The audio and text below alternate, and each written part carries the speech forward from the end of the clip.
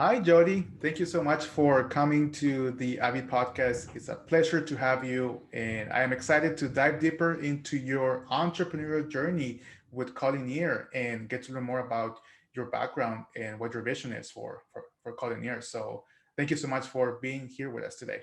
Thank you, Caesar. I'm really glad to be here and talk to you about my journey. It's been a really long, windy path. So hopefully others will find a nugget or two that they can take away. Absolutely. And with that in mind, let's kick it off with for those that might not be familiar with your work. Tell us a bit more about your background and how you got to Culineer.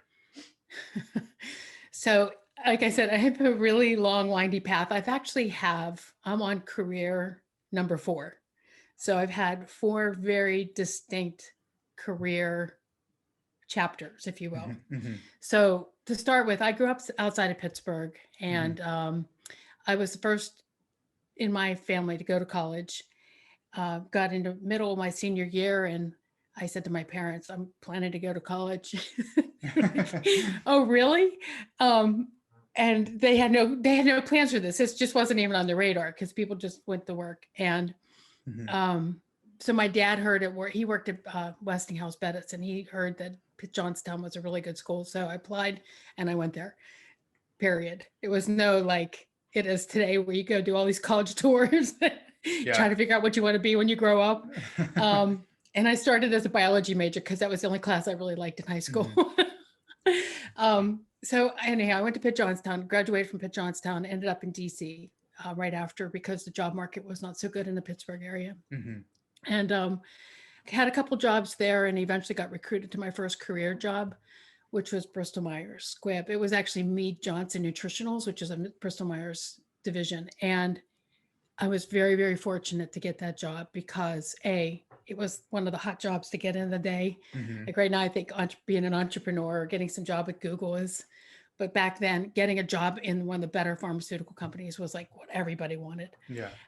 So I got there, and I'm really, really fortunate because I had a great boss who gave me a really good vision of what it's like to lead people, Hmm. and he was a great mentor as well.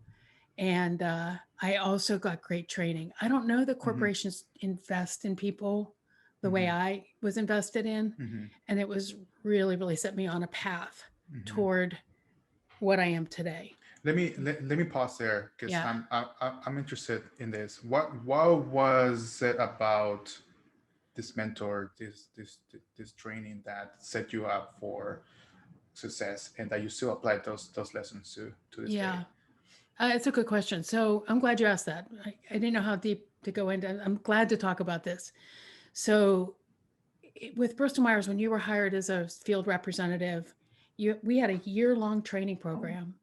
You'd go out for a week. You'd learn about product. You learn about nutrition, infant Hmm. nutrition, and adult nutrition, and you'd learn how to sell.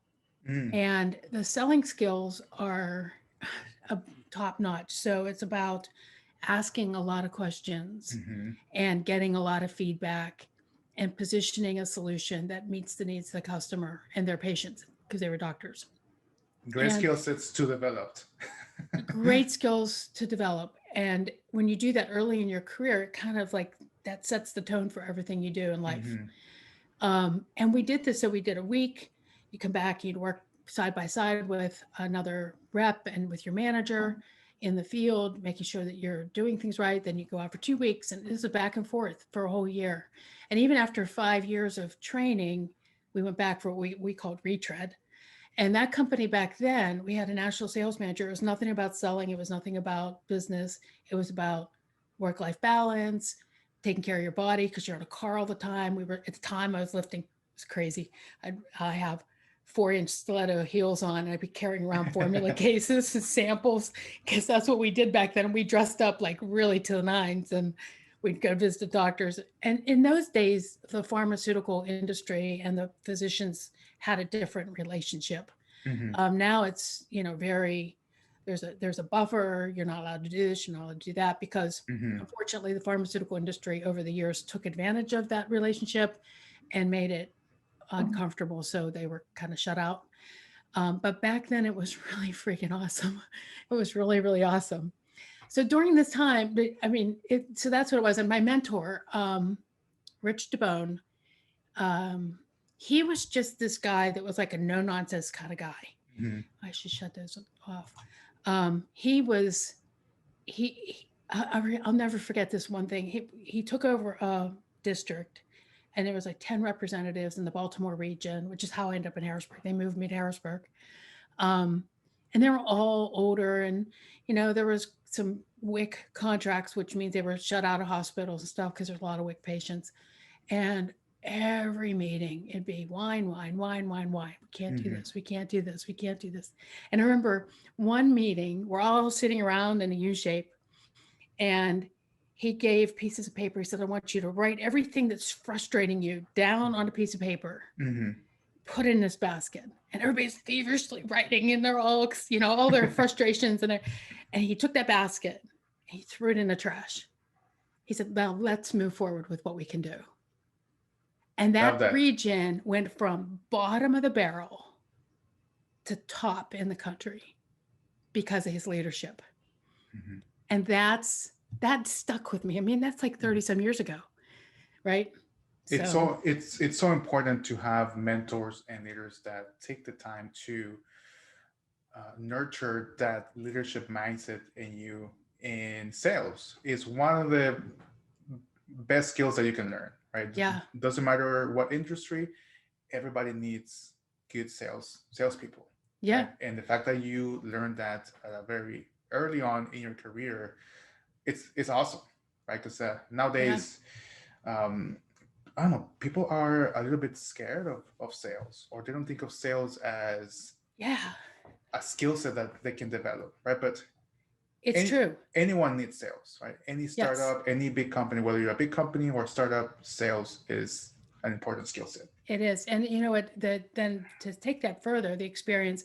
So I was recruited out of the DC area where I'd moved to Mm-hmm. move into Harrisburg, which is just north of Baltimore, because that was the territory that he wanted me to be in.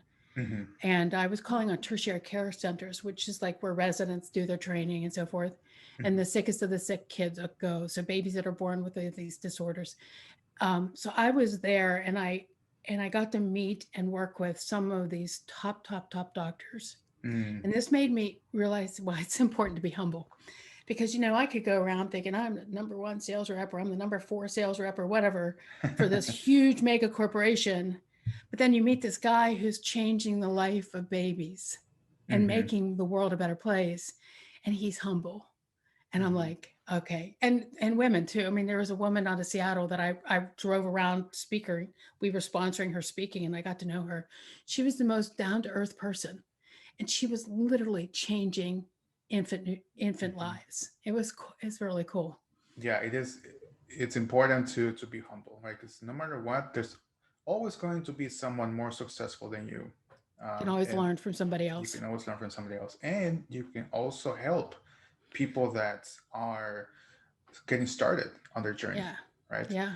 Um, Now let's fast forward a little bit here to Culineer, because Okay. I want to make sure we dive into your entrepreneurial journey. What was the moment where you decided, there's something here with Culineer? Or I guess to start off, let's explain to our audience what Culineer is, and then let's dive into how did that all come about. Yeah. Okay. So Culineer is a social platform and marketplace Mm-hmm. for people who love to cook. Mm-hmm.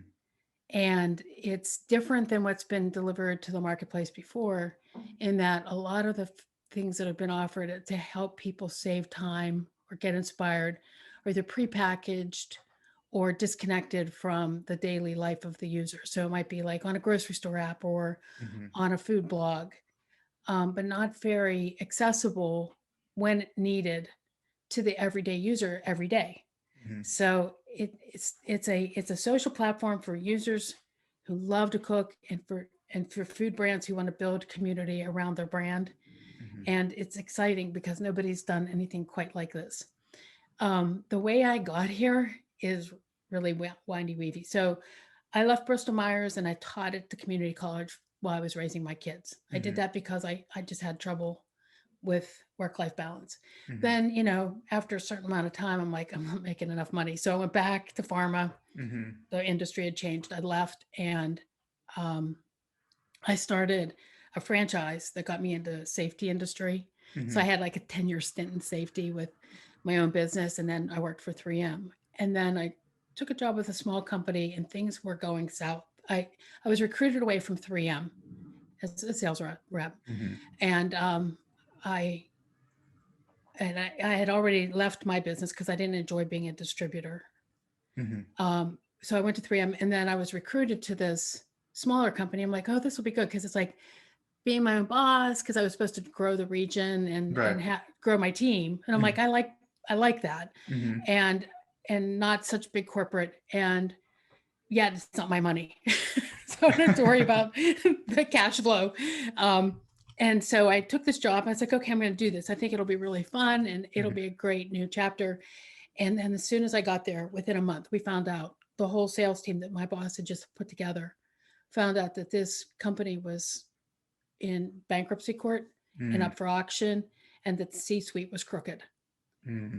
And we were all like, oh my gosh. So while we were in bankruptcy court and up for auction, there was like nothing for me to do. I mean, how can I grow distribution and hire people, right? We don't even know who's going to own us.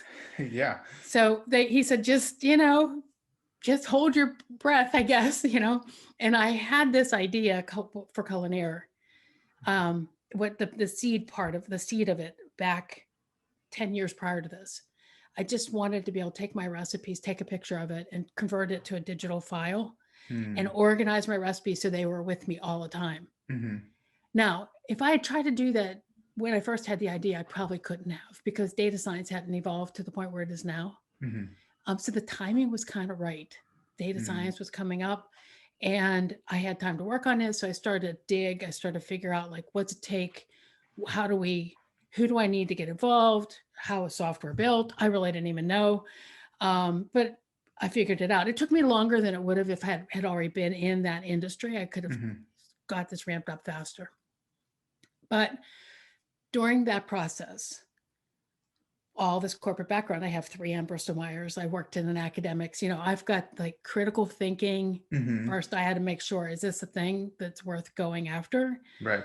And second of all, what's the business opportunity? So I did a lot of research and I started to uncover a lot about the food industry that made me pivot even early on and make it a larger scope than I originally thought. Originally, it's going to be just a recipe app. Mm-hmm. But that's when I realized, kind of like Elon Musk figured out with the electric car, you can't just put electric car out there without causing a systemic solution. Mm-hmm. We can't solve what's going on in the kitchen at home for recipes and making homemade food that matters to people without connecting the pieces of getting ingredients and sharing with friends and family, because that's all part of what they need to do. So let And me let me that's, let me yeah, let me let me pause here because I think okay. it's interesting that the Culineer, the core of it, the inception was because you had this need, this pain point that you wanted to have your own platform or your own app where you could take pictures and Yeah, collect your recipes. And that's awesome. And the reason I'm bringing that up because one of the best ways to become an entrepreneur is to what they call scratch your own itch, right? And you did that, right? And yeah, it's yeah. taking you down this rabbit hole. And I want to dive into some of your findings about the food industry. What were some of the unexpected findings throughout your research that made you um, even commit even more to making Culineer a success? Yeah. As a, when I was at the community college, I learned that I'm a system thinker. I'm a Mm-hmm. problem solver. Like I could tell that story. It's a different story. It's not worth pursuing right now, but um, there's some things that happened post World War II Mm-hmm. that, and think about it, that's not that long ago. Okay, so that's like one person's lifetime Yeah. that completely turned how we cook upside down on its head. Mm-hmm. It was like this perfect storm. So, one, the government was incentivizing farmers to monofarm, Mhm. to monocrop. So, grow crops. Well, and if it's all the same, we're going to incentivize you to do that. Mhm. So we got away from what we call regenerative or sustainable farming. Mhm. And that resulted in a lot of problems in and of itself, because now we're moving down towards industrial farming. At the same time, grocery stores became, large grocery stores started to bubble up. So what you need there is you need shelf stable food. So you grow crops that are shelf stable, you promote products in the store that are shelf stable, and you start to have less variety. Mhm. Furthermore, it's because it's around profit centers, these are big corporations. We're not going to put a grocery store in this neighborhood because it's not profitable. Mhm. So then we have food deserts in cities and Yeah. in very rural areas. And there's a lot going on in the world right now in ag tech, Yeah. in grocery tech, food tech, to try to reverse this. But I think we can be a big part of that, because without consumer demand for locally grown products, Mhm. no one's really going to do it. Right. And I think that we can't solve the whole systemic problem, but we can be a big piece of it just by providing technology that helps people easily make homemade food from sources and products that are grown mostly local. Let's dive deeper into that. So, what is I guess, the big vision for Culineer, the 3 to 5 year vision, and what sets Culineer apart from other similar platforms out there? So my vision is that, and this is bold, but I really expect us to be like the the app that people think of when they think of anything for cooking, Bold whether is it's good. bold is good. Yes. And you know what? I'm not afraid to tackle it, but bold is good. So I think that we can do this because, and this is why I asked the why, like what makes it different. Hmm. So everything else that's out there is either I'm going to give you a bunch of recipe ideas to inspire you and make you see this ad, Hmm. right? From Right. the Yeah. publishers, or on Instagram, the same thing, or any social media really. We're bombarded by ads. Right. And on the other hand, you have um, recipes being used by grocery stores or blah, blah, blah, blah, blah. It's Hmm. everywhere. So we know Hmm. recipes sell product.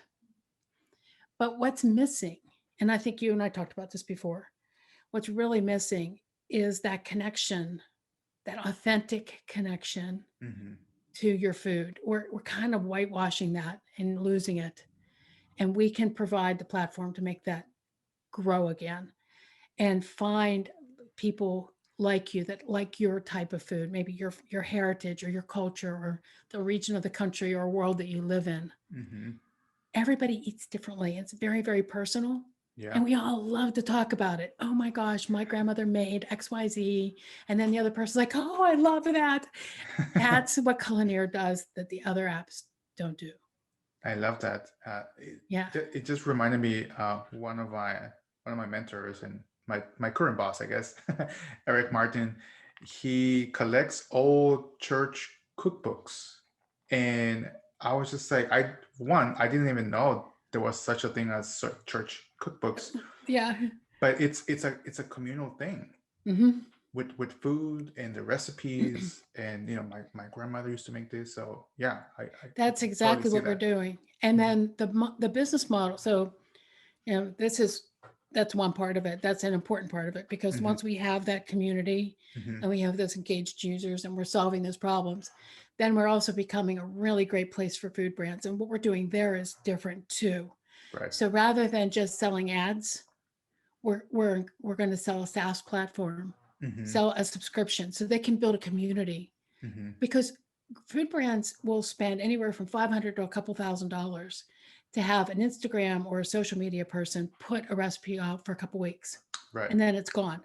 Mhm. And there's not really any great way to track the results anyway. So what if we take this platform, we sell a SaaS platform, and we say, okay, you're subscribe month over month, Mhm. and you're going to get X amount of exposure, X number of sponsorships in our email, which by the way, we get a 24 to 58% open rate, which Hmm. is huge. Yeah. So, we'll sponsor that. We're going to highlight your brand on our homepage, all these things that we can do to build community for the brand. And your recipes are evergreen. So those recipes that you had a recipe creator make for you, they stay on the platform until you cancel your subscription. So your customers can find them all the time. I love And that. we can, it's just a better way. And I've talked to some food brands about it. They love it. And I've talked to, I have 10, I'm working on getting CSA's, community shared agriculture, going Mhm. back to like buy local. I have 10 that have signed up, Mhm. and we're going to keep getting more and more and more and more. So the brands love this, the people love it, the creators love it because they're going to be able to make money as well. And it's just going to be a more authentic connection to brands, people, and family and loved ones. And that's the key, authentic connections, whether you're a person or a business, that is the unfair advantage. I hope, That I it's hope you're it's right. it's very underrated, but it's there. And it And the thing with that is like there was a company, and I don't want to give them any credibility, but I don't want to give them any promotion. But there's a big company that I had been working with before they really went into the consumer app space, and they Mhm. kind of knocked off our IP, I think. I'm not 100% sure, but it looks a lot like what I showed them. And it's not authentic, so it doesn't resonate. Mhm. Like I noticed they're dropping in the rankings. They spent a lot of money to get up in the App Store rankings, and I noticed they're dropping like by 20, 50, 60, Mhm. boom, boom, boom, because it's a lot of content, but not a lot of authenticity. Yeah. Now, Julie, let's shift gears into lessons that you've learned throughout your entrepreneurial journey. Like, what are some of the things that you, I guess, have done wrong and learned from? And what are some of the things that you did right from the beginning? Hmm. Well, I lessons learned, I would say the biggest lesson I learned is that the whole start entering the whole startup environment has been a lesson learned. It's way different than the rest of the business world. Hmm. The priorities are different, the pace is different, the language is different. Hmm. So I had to learn all of that. Even in the dev world, um, I I learned a lot about development. I Hmm. know a lot of business people don't, but I felt like I needed to be able to speak my developer's language. I don't need to know how to code, but I need to know what they're talking about when they Hmm. speak. Same Yeah. with investors. Like things like traction and stories Hmm. aren't exactly what I thought traction and stories meant. And so I've learned that those are hard lessons. I think that's a huge one too for founders who come from corporate and go into the startup world is understanding what investors mean by traction and what they mean by in your pitch has to tell a good story. I used to spend a lot of time talking about the consumer problem, Hmm. and they don't want to hear about that. They want to know what the business story is like. How are you going to grow your business, and how have you proven that you can grow it, and those things. So it's a different story Yeah. than Yeah. I thought they wanted to know. I love that you have learned this by being in the arena and not being one of the spectators on the sideline. Like you just jump right into it and you're learning as you go. And Yeah, that's one of the best ways to learn. Like just start doing things. yeah, it's hard. No, it's definitely hard. Now, in terms of the team, right? How big is the team, and how what was your thinking process in putting together the team? What do you look for in potential teammates or co-founders? What's your process behind that? Well, at first, I just wanted people that could do the job, right? Mm-hmm. Like somebody who could develop. I didn't even know what I needed. Mm-hmm. Um, and I went through Ben Franklin Technology Tech Accelerator, which is Mm-hmm. Pennsylvania's tech startup program. Mm-hmm. And if I didn't hear it once, I heard it 5,000 times. If you found your technical co-founder yet, And I'm Mm. like, what do you just don't go out and pick one up off the shelf. you know, Right. it's like, it was the most frustrating question. It was like, don't even talk to me until you have a technical co-founder. I'm like, okay, but, The, but yeah. there's other ways to do this. So, um, I networked a lot and I found the first tech person. Mhm. Not he's a co-founder, but I mean, I'm a founder with a team of co-founders that sort of share in Mhm. the equity, but they came Mhm. on part-time as a side hustle because one of the things that it's a joke to developers that business people have this great idea and I'm going to give you equity if you come on board with me because they get that pitch like every All the week. time. Yeah. Every Yeah. week. Hey, I got this idea. I'll give you equity. It's like, well, I can't pay the bills with equity, right? Yep. Oh, yeah. It's a reality. Yeah. So, but what I did is I found some people that were really ambitious and really smart and experienced. Like my first partner, Mike. Okay. Let me pause there. So, what was your pitch to these people that joined Culineer? I'm curious. Well, so I did a lot of networking, and this one guy, he must have seen me talk to people like 10 times. He's like, I think I know somebody you might want to talk to. He's Mhm. a really good cook, and I think he made a recipe app before. And he introduced me to him. So I reached out to him on LinkedIn. And we had a conversation on LinkedIn, back and forth, back and forth. And then we met at a coffee shop in Mhm. Harrisburg.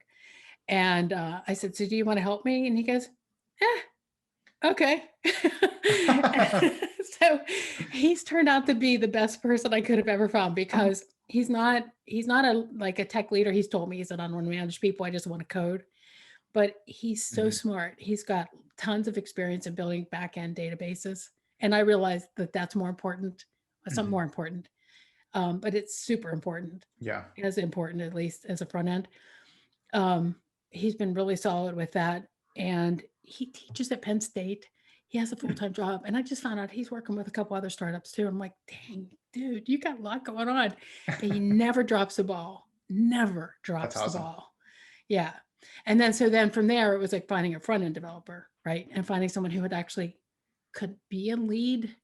And I have that person now too. That was painful Mhm. because I went through a couple of these like temp, find a temp. I don't want to Mhm. give put yeah, Yeah. like Upwork or and I had one really bad hire. Mhm. And then I had another one that wasn't as bad, but wasn't good either. And then I was so frustrated because I'm spending all this money and time Yeah. and we're not getting where we need to be. And I've got this back end developer who's brilliant, but the front end developer's dropping the ball and they're Mhm. the ones I'm paying. Mhm. Um, and so I just did like a Google search. We're building in React Native, and I did this Google search, and I was like React Native developers, and I found this school called Handlebar, Mhm. and I reached out to the guy who runs it, and I said, "Do you ever have people um, looking for jobs?" And he put me out on a job board, and I got all these resumes from around the world, like literally from all around the world. I was like, "Holy!" And it's so funny, Caesar. I never have trouble finding people to work on this project. I have trouble having money to pay them. But a lot of people, yeah, it's a problem. It's there's a lot of people that want to work on this. They love what we're working. It's so cool. It's like that's inspiring to me. Mhm. Like people will come back to me after I don't hire them, say, "Hey, you hiring again?" And I'm like, "Wow." So I found this guy. I whittled it down to two. I wanted to be in the same time zone for Mhm. meeting sakes. Yeah. And I found these two guys, one in New York and one in Brazil. And Mike helped me interview them. And he wanted to go with the guy in New York. And then that guy in New York got like flaky. I was like, oh, this is not good. Mhm. So I went with a guy in Brazil who I really had a genuine, like, you just kind of sixth sense, someone's a good guy, good egg. You feel it Yeah. in your core. Yeah. So that's what he was like. Mm. And he's been a godsend. It took him a year to clean up all the mess, Mhm. but we launched last June. And now I would say we launched an MVP in June. We've got some beta users. Mhm. And now we're like ready to roll. I mean, we're ready to go. Yeah. And he also brought on a part-time person in Brazil to help. But Yeah. it's so It's. funny. He's a world away. Mhm. Literally, he's on the other side of the Mhm. world. And he's half my age, Mhm. different cultures. Yeah. We think alike. That's awesome. It's so important when you're hiring, right? To sell them on your vision, to think alike, not exactly the same, right? Because you want someone Right. that challenges your assumptions, your ideas, but having the same values and Values. align That's, in the priorities. yeah. And everybody knows this, right? But hiring is one of the most challenging but important things you could do for any project, right? Especially Mhm. startups. Yep. Um, and So you asked me like what my values, like what do we look for? I kind of wrote this down just so I know. Above all, trust, because I did hire people I couldn't trust. Mhm. Um, So let me pause there. Trust. How do you pick it up? How do you know that you can trust a person? What are some of the signs that you look for? so initially it's tough. You have to go with your gut. And Hmm. I've learned when hiring developers and probably anybody Hmm. that you do a test project first Yeah. and see how they do. And it'll help you with the skills, but also see how they work and how they respond. Hmm. Or are they concerned about doing a good job? Hmm. That type of stuff. And over time, as you give more access to all your ins and outs of the company, you want to make sure that somebody is going to be trustworthy. So Yeah. it's through the experience and the interactions that you have and things that they'll bring up, like, hey, I was really thinking about this and I was concerned because or of this, that, or the other thing. Hmm. And whether it be, a customer experience or whether it be what's good for the company or Right. even for me, like Hmm. there have been a lot of developers, they never even asked me one time, hey, how was your day? Hmm. It's always like, Simple things. this is me and this is me. Yeah. Yeah. So it is simple things. Yeah. And the other I thing is we don't want anybody with big egos. That's just not healthy. egos. It's Mm-mm. always an issue, and I wish more companies did test projects. The hiring process can take so long, like the traditional hiring process, between 1 month to 6 7 weeks. And I'm like, why don't you just give this person a test project, see how they perform, Pay right? them for it. Sure, Yeah. pay them for it, but you're gonna find out more things about their performance than just their resume or the interview process. So I think that's Yep. genius. The fact that you do these mini trials, Yeah. with your teammates to Well, especially when you're remote, you know. especially when you're remote. Yeah, Hmm. yeah. No, that's awesome. So definitely do trials, people. Especially if you want to find out if you can trust the performance. I asked a friend of mine who works for a big healthcare company. He runs a big software development department for a Hmm. big healthcare company. Hmm. And he's kind of given me some insights here and there. And I said to him, so how do you know if the person that you're hiring can do what they say they can do? Mm. Good And this question. is a big company, right? He Yeah. said, oh, you can't. Hmm. And I was like, so what do you do? They can absorb that. I can't, Hmm. like a Yeah. small company can't, Hmm. startup. That's yeah. That so true. Now, Jody, you're a woman entrepreneur. What advice would you have for other women entrepreneurs out there, or maybe they are already on their journey in entrepreneurship, or maybe they're thinking about it, and maybe they have that same itch that you had over many years ago with Culineer. What will be your recommendation to them? What advice could you give them? Things are getting better for women entrepreneurs. It's funny, I've always been in a man's world. Hmm. Pharmaceuticals was dominantly male when I was joined. Safety was dominantly male. I've never really felt that I was in a position where I was not taken seriously until I was in this role. Mm. And it happened several times and it stunned me because I've never I mean you kind of know when you're in a big corporation and this is going on, but it never Right. affected me. Hmm. It did affect me quite a bit. Actually made me quite upset. It was like I Hmm. was angry. Actually, I was angry because I was at a startup. It was at a pitch competition, and it was just Mm. like a practice one. Really, it wasn't. some angel investors there and Right. to get feedback. And I noticed, not so much when I was pitching, but when all the other women in the room were pitching, that the questions being asked of them were different. Like they'd be Hmm. framed like, you can't do that. Hmm. Or be where the guys would be like, how are you going to do that? Hmm. And Big then they would, difference. big difference. And Hmm. it tells you about the mindset, right? Yeah. We're assuming you can't, and we're assuming you can. Uh-huh. So I would say find connections. There's a lot of um, investors, there's a lot of other founders, a lot of networks, there's a lot of community being built to support women founders so that that doesn't pull you down. Because it Hmm. could really quickly. If you're not strong and you don't have a really good, strong backbone, you be like, I'm done. I can't do this. You'll believe them. Yeah, absolutely. Yeah. So I think that's the key is find, and not just women. You got to find allies through, and I would say this for people of color too. Hmm. You can't just be relying on each other because Hmm. you're just speaking to yourselves and no change is going to be made. We have to involve men in the conversation. And most men that do this don't even know they're doing it. It's not that they're intentionally doing it. Hmm. It's just like built into their subconscious. Yeah, I'm sure. absolutely. It's Yeah. it's a systemic issue, right? But I think Yeah. it's so important, especially for women and minorities, to find those allies, find the group of supporters, much like yourself. That's what you've been doing, networking and finding people that align with your values, with what you're Yeah. trying to build. Because when the times get tough, those people are going to motivate you to continue on that journey. So yeah, Yeah. that's a That's very right. great advice. Um, Awesome, Jodi. Well, to wrap it up, I always like to ask my guests about books, and I see that you have a bookshelf in the background, and Yeah. I wanted to ask you about your favorite books, like your top three. Maybe these are books that you have gifted to other people, or they have had a profound influence in your work and personal life. And yeah, I wanted to ask you if you can share with us what those books are.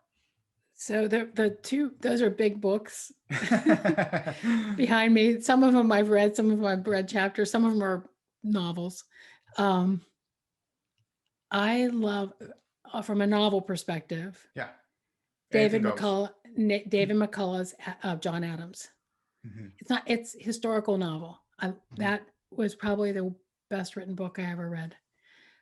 From a business perspective, The Fred Factor. Never heard that one. Have you read that? No, And then, I love when I discover new books. yeah, it's old. It's been around for a long time. It's about a mailman and how he brought great customer service to on his journey every I day. love that. Yeah, yeah. People It's say, real "Oh, little. I'll send it to you. I'd love to read." Like I don't know if you can see it, but my bookshelf's in the back. It's a tiny one. I need to upgrade it. I But the have so many reason, more books. I could send you more. but when people say, "Oh, that book is old," or "That book came out many years ago," it doesn't really matter to me because information, right? The principles of success, right? They're timeless, Yeah, right? So whether the book came out this year or it came out hundreds of years ago, if it has timeless principles, it still applies to this day. So it gets me yeah. excited. And the one I read when I was early in my startup journey was Peter Thiel's 0 to 1. That's a good book. Actually, a developer told me to read it, and I was like, Yeah. this is where I came up with being able to talk about you can't because I had it in my head that we had to solve something complete 0 to 1 and I not just a slice of the the person's day. It had to connect all the dots. We don't have to recreate all that, but we have to connect it. Mhm. And that book really helped me frame that. I think it's really important. I think people should read that book. Now, who inspires me the most? It's not a book, but when I was teaching at Mhm. community college, um, I'm really inspired by Edward Deming and the Deming principles of continuous improvement. Edward Tillman. I need to look this up. Yeah. Yeah, Cont- you do. 360 improvement or continuous improvement. mhm. Really, Continuous improvement. yeah, that's That's the like, secret. mhm, Yeah. So I don't know that he has a book, but he's well written. You can find stuff from him. Awesome, Jodi. Well, to wrap it up, what will be your number one takeaway for? And I know we already mentioned this, but I always like to leave the audience with one takeaway that they can absorb either from your entrepreneurial journey or your career. What is one lesson that you wouldn't get tired of repeating over and over again that our audience can uh, take away from? Okay, so I had a different answer that wasn't exactly for that question in my mind that I was going to tell you. I can reframe it though. So we can't package solutions and have a silver bullet for systemic problems. Hmm. I mean, big complex problems aren't going to be solved by putting something in a box Mm-hmm. or with one shot. You have to look at the system and figure out how the interactions work. I hope that didn't come through. I'll say it again. And No, how it's coming through. how the pieces fit together and solve them systemically. It's the same with healthcare. It's the same with a lot of our major issues in this world. Love that. Yeah, Understand first. Understand how everything works, and then from there, come up with potential solutions. we live in a soundbite society. Unfortunately, people Yeah. don't have the patience to understand fully. Yeah. It's an instant gratification society. Yeah. And that's nothing we do that will seem like a quick fix is actually going to fix. I agree with That's you 100%. Awesome, Jodi. Well, it's been a pleasure to have you on the podcast. I'm excited to follow your entrepreneurial Thank journey, you. see where Culineer takes off. And I'm just inspired by our conversation. So Thank you. definitely wish you the best of luck. And I'm really looking forward to having you on the show later down the road to get an update on It'd be Culineer. wonderful. And but for now, I want to thank you. And yeah, I'll see you down the road. You're so easy to talk to. I enjoyed it so much. Thank you. Thank you.